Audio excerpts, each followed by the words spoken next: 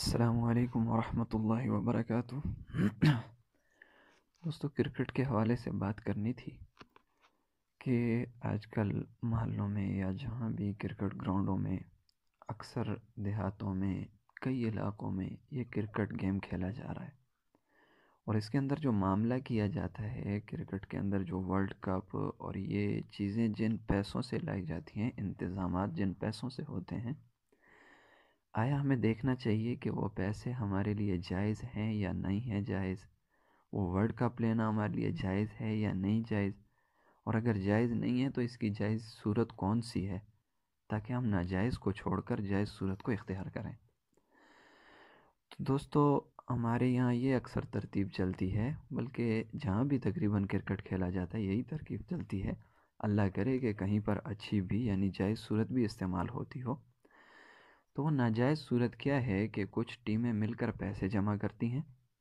اور ان پیسوں کو اکٹھا کر کر انہی سے گراؤنڈ کے جو چیزیں ہوتی ہیں، اس طریقے سے کرکٹ کے جو لوازمات ہیں، بیٹ، گیند وغیرہ جتنی چیزیں ہیں، ان سب کو انہی پیسوں میں سے خریدا جاتا ہے، اور پھر جو پیسے بچتے ہیں ان پیسوں سے جیتنے والی ٹیم کے لیے کوئی بڑا انعام لیا جاتا ہے، اور کبھی کبھار بعض باقی ٹیموں کے لیے بھی انعام لیے جاتے ہیں، ورنہ اکثر جو دیکھنے میں آتا ہے وہ جیتنے والی ٹیم کو بڑا کپ دیا جاتا ہے۔ آیا یہ کپ دینا اب جائز ہے یا نہیں جائز؟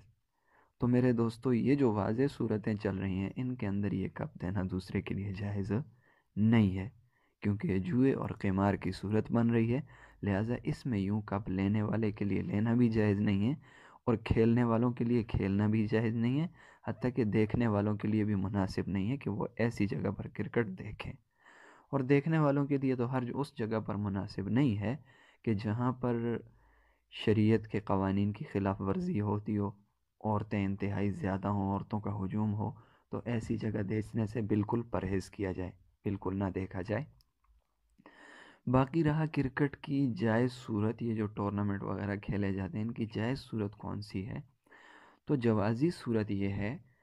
کہ کچھ ٹیمیں جو اس میں شامل ہوتی ہیں وہ اپنا پیسہ جمع کرنے کے بعد ایک ایسی کمیٹی کے حوالے کریں جو کمیٹی اس کرکٹ ٹیم کے اندر شامل نہ ہو۔ 4 ٹیمیں 5 ٹیمیں ہیں، یہ اپنا پیسہ اکٹھا کریں اور ایک چھٹے آدمی کو دے دیں جو 10 آدمیوں پر مشتمل ہو، یا ایک آدمی مشتمل ہو، ایک آدمی پر ہو، تو اس کو یہ اپنا پیسہ سارا کا سارا دے دیں، اور یہ ایک علیحدہ کمیٹی ہو، یہ ان پہلے والی 5 ٹیموں میں کھیلنے والا آدمی نہ ہو، اور یہ پیسے اس کو اس غرض سے دیں کہ یہ پیسے اس آدمی کی ملکیت کر دیں کہ بھئی یہ آپ کی ملکیت ہے، آپ جیسا چاہے اسے اختیار کریں۔ لیکن اس میں یہ بات بھی مد غور رکھی جائے، زیر غور رکھی جائے کہ اگر وہ آدمی یہ پیسے کسی اور معاملے میں خرچ کر دے یا وہ اس ٹیم کو نہ دینا چاہے تو اس پر کوئی سوال نہیں کیا جائے گا۔ اگر یہ صورت اختیار کی جائے تو پھر وہ آدمی اپنی رضامندی سے اس گیم کے لوازمات وغیرہ بھی اس سے کر سکتا ہے، اور دوسروں کو اس میں سے یعنی انعامات وغیرہ بھی دے سکتا ہے، پھر تو یہ جائزی صورت ہے۔ یا ایک اور اس کی جوازی صورت یہ ہے کہ کوئی تیسرا آدمی یعنی گیم میں جو کھیل رہے ہیں، جو ٹیمیں ہیں، وہ نہ ہوں، بلکہ ایک اور آدمی اپنی خوشی سے کچھ پیسے دینا چاہے کہ بھائی میں اپنی خوشی سے اس گیم کے جتنے بھی لوازمات ہیں، کرکٹ، بیٹ، وکٹس وغیرہ، یہ سب میں خرید کے دوں گا، اور جیتنے والی ٹیم کو انعام بھی میں خود دوں گا،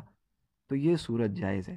کیونکہ اس صورت میں کسی اور کا پیسہ نہیں ہے، بلکہ پیسہ ان سب کا مشترکہ آدمیوں کا پیسہ نہیں ہے، بلکہ پیسہ کوئی اور دے رہا ہے، لہٰذا یہ صورت بھی کیا ہوگی؟ جوازی ہوگی۔ اور یاد رہے کہ ان جوازی صورتوں میں بھی شریعت کے قوانین کی پابندی لازمی ہے،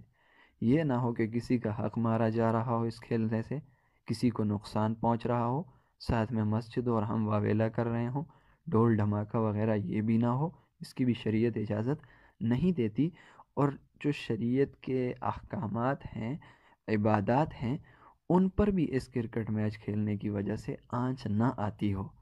یعنی کہ نماز کا وقت قریب ہے اور ہم نماز چھوڑ رہے ہیں، یا تلاوت کی جو ترتیب ہے ہم تلاوت چھوڑ کر کرکٹ کو پہلے لا رہے ہیں، تو پھر ان چیزوں کی بھی اگر رعایت نہ کی گئی تو بھی یہ کرکٹ میچ کھیلنا درست نہیں ہوگا۔ ہاں، اگر ان چیزوں کی رعایت کی گئی تو ان جوازی صورتوں کے اندر کرکٹ کھیلنے سے انشاءاللہ العزیز اللہ رب العزت گرفت نہیں فرمائیں گے۔